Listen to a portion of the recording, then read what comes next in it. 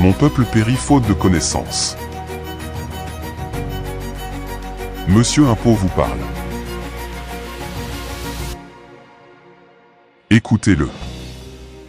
Nous avons déjà abordé le sujet s'agissant de l'impôt sur les sociétés, de l'impôt sur le revenu des personnes physiques. Aujourd'hui, nous allons nous intéresser à la promotion de la politique de l'import-substitution. La politique de l'import-substitution consiste à abandonner l'importation des biens qui peuvent être produits localement. Le législateur a apporté des mesures incitatives pour la promotion de la politique de l'import-substitution. La première mesure porte sur la promotion du secteur agricole, entendu comme agriculture, élevage et pêche. Alors je rappelle déjà ce qui a été fait. En phase d'investissement jusqu'au 31 décembre 2022, vous bénéficiez de l'exonération de la patente, de la dispense des charges fiscales et patronales pour les salaires payés aux ouvriers agricoles saisonniers, de l'exonération des droits d'enregistrement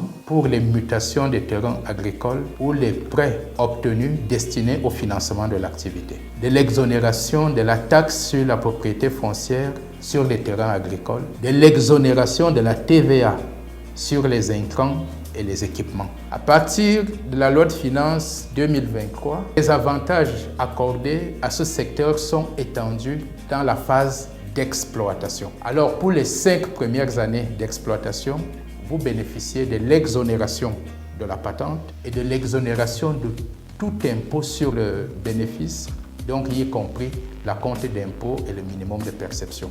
Après les 5 premières années d'exploitation, vous bénéficiez toujours de l'exonération de patente et vous payez l'impôt sur le bénéfice à un taux libératoire de 0,5% du chiffre d'affaires. Mais je voudrais préciser que seuls les exploitants agricoles individuels, même constitués en société coopérative ou en GIC, groupement d'initiative commune, bénéficient de ces avantages. Et donc sont exclus de ces avantages évidemment les sociétés commerciales, les contribuables constitués en SAL ou en SA.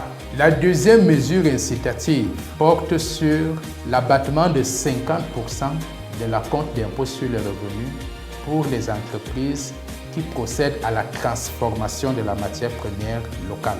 5 secteurs sont concernés: l'élevage, l'agriculture, la pêche, l'ébénisterie dans la transformation du bois, la maroquinerie dans la transformation du cuir. Seules les entreprises qui procèdent de la transformation, donc les entreprises qui se limitent au stockage, au transport, à l'emballage, ne sont pas concernées.